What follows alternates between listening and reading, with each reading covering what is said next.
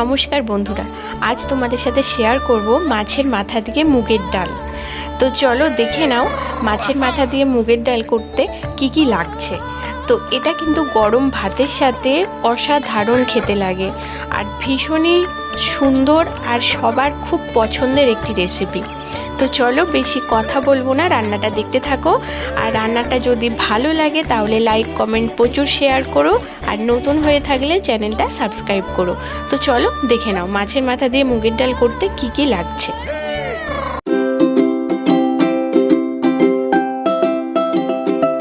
তো এখানে মুগের ডাল নিয়ে নিয়েছি। মুগের ডালটা আমি শুকনো খোলায় ভেজে আর সেদ্ধ করতে বসিয়ে দিয়েছি।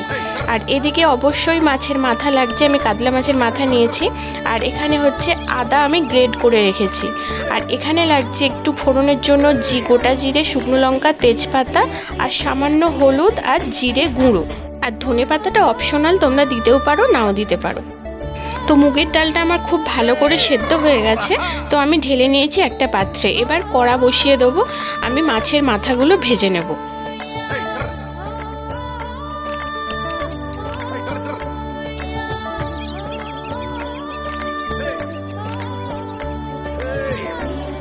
তো মাছের মাথাগুলো আমার খুব ভালো করে ভাজা হয়ে গেছে। ভাজার যেটুকু তেল আছে ওই তেলে আমি রান্নাটা করব।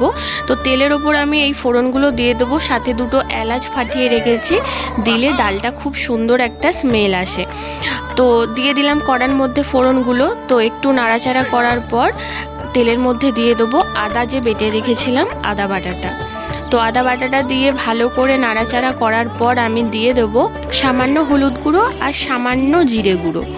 তো ভালো করে কষিয়ে নেব তেলের ওপর আদার সাথে, ভালো করে হলুদ আর জিরেটা মিক্সড করে নেব। তো এরপর আমি দিয়ে দেবো ধনেপাতা কুচি অল্প করে, যেহেতু আমি খেতে খুব ভালোবাসি ধনেপাতা, তার জন্য ধনেপাতা কুচিটা এখানে দিলাম। তোমরা চাইলে এটা স্কিপও করতে পারো, কোনো অসুবিধে নেই তাতে। আর এরপর আমি দেব মাছের মাথাগুলো যে ভেজে রেখেছিলাম। তো মাছের মাথাগুলো এই মশলার সাথে ভালো করে মাখিয়ে নেব। তো ব্যাস, আমার ম্যাক্সিমাম রান্না কেন 70% থেকে 80% রান্না আমার কমপ্লিট হয়ে গেছে। তো এরপর ঢেলে দেব মুগের ডাল, সেদ্ধ করে যে রেখেছিলাম মুগের ডালটা ঢেলে দেবো। এবার ঢেলে দেওয়ার পর আমি 5 থেকে 10 মিনিট ঢাকনা চাপা দিয়ে আমি হতে দেব। ফিরে এলাম 10 মিনিট পর। তো এই পর্যায়ে আমি সামান্য একটু লবণ দিচ্ছি, তোমরা টেস্ট মতো দিও লবণ। তো লবণ দিয়ে ভালো করে আমি মিক্সড করে নেব। তো আমার ডাল প্রায় হয়েই এসেছে, আমি আর একটু ফুটিয়ে নেব ডালটাকে।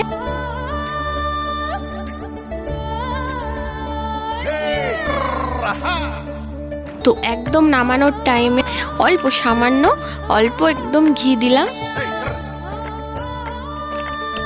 তো ব্যাস, আমার তৈরি হয়ে গেল মাছের মাথা দিয়ে মুগের ডাল।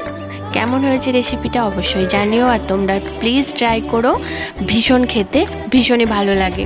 আর সব থেকে ভালো যেটা লাগে, ঘি দেওয়া আছে প্লাস গোটা এলাচ আমি ফাটিয়ে দিয়েছি, যে সেই স্মেলটাও পাবে, ভীষণ সুন্দর। আর মাছের মুড়ো তো দিলে টেস্ট আলাদাই রকম হয়। তো চলো দেখা হবে আবার একটা নতুন ভিডিওতে। সবাই খুব ভালো থেকো, সুস্থ থেকো।